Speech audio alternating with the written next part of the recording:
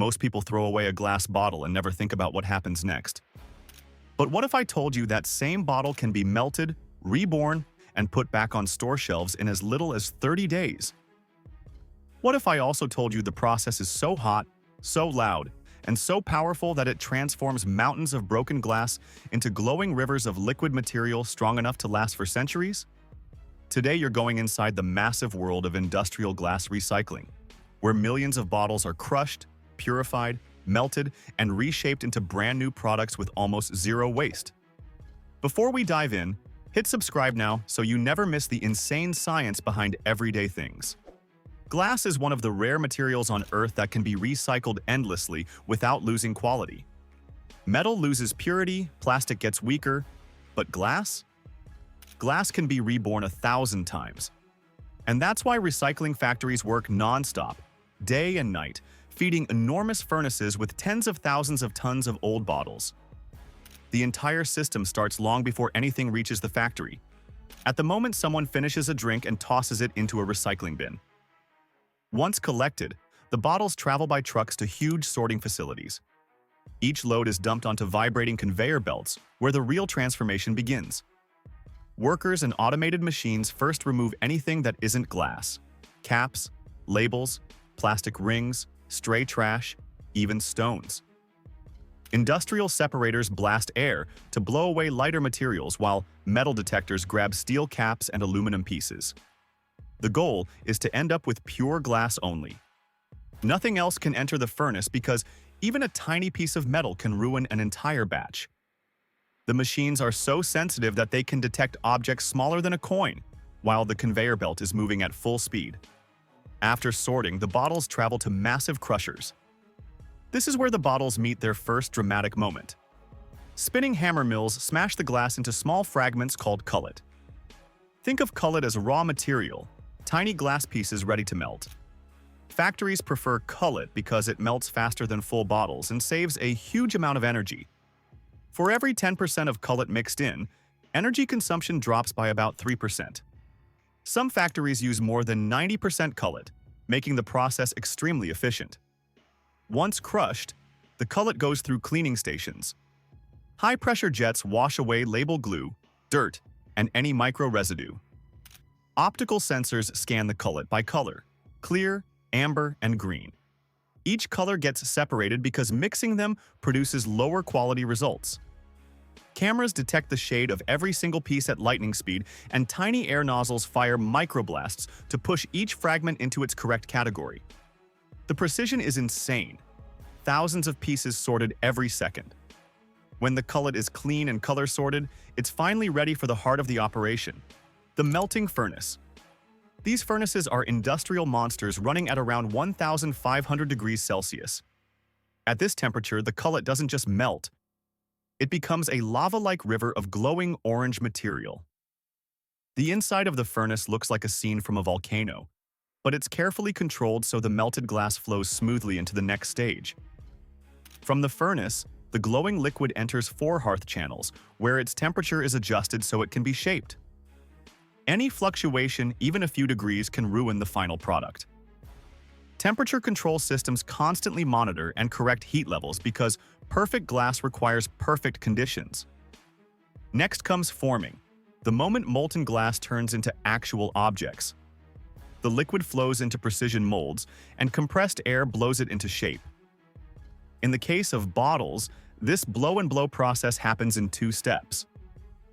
First, a small pre-bottle shape is created, called a parison. Then it enters the final mold, where air pressure expands it into the exact dimensions of the finished bottle.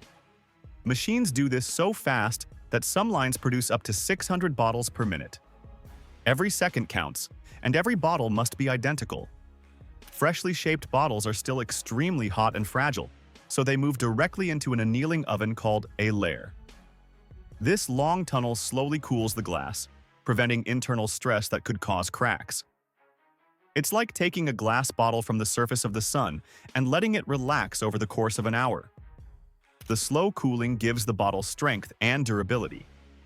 Once cooled, the bottles go through a detailed inspection.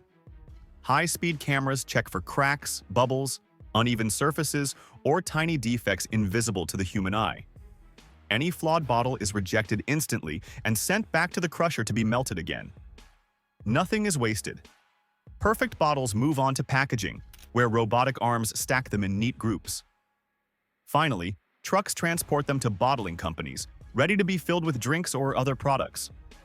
What began as trash only days earlier becomes brand new, shiny containers. One of the most impressive things about glass recycling is how much energy and resources it saves. Melting old glass requires significantly less heat than making brand new glass from sand, soda ash, and limestone. This reduction cuts emissions, saves raw materials, and reduces the need for mining. Every ton of recycled glass conserves over a ton of natural resources. And because glass can be recycled endlessly, it fits perfectly into a circular economy where nothing is wasted. Thanks to advanced technology, some factories operate so efficiently that their furnaces melt nearly 500 tons of cullet every single day. Automated systems monitor the entire process, adjusting temperatures, flow rates, and quality checks with incredible accuracy. Human workers supervise, repair, and guide the system, but most of the heavy labor is handled by machines built for non-stop operation. What once took an enormous workforce can now be done through robotics, sensors, thermal cameras, and computer systems that track everything. These improvements not only speed up recycling, but also increase safety. Furnaces this hot are dangerous, so automation reduces the need for workers to get too close. The entire journey, from discarded bottle to new bottle, is a perfect example of engineering meeting sustainability. It shows that some of the best solutions to environmental problems aren't futuristic. They already exist, and they're working at massive scale every day. But the system still depends on one simple action: people actually recycling their glass. When people throw bottles into the trash, factories can't use them. Even the most advanced recycling line needs raw material, and that starts with individuals making the right choice. That's why understanding this process matters. It's not just about seeing giant crushers, glowing furnaces, and robotic arms. It's about realizing how a small action at home connects to a massive industrial chain that keeps resources in use and reduces waste. Every bottle recycled is one less bottle in a landfill and one more bottle reborn with almost zero environmental cost. Before we wrap up, hit subscribe again if you want more videos showing the hidden systems powering our world. Your support helps the channel grow and lets me keep bringing deep dives into processes that usually stay unseen. This channel breaks everything down in simple, clear explanations while staying focused on the topic. No side stories, no filler, just the pure, behind-the-scenes reality of how things work. Now you know exactly how millions of glass bottles get recycled in giant factories, turning broken waste into brand new products that return to shelves in just weeks. A complete loop made possible by advanced engineering, intense heat, precise sorting, and the endless recyclability of glass.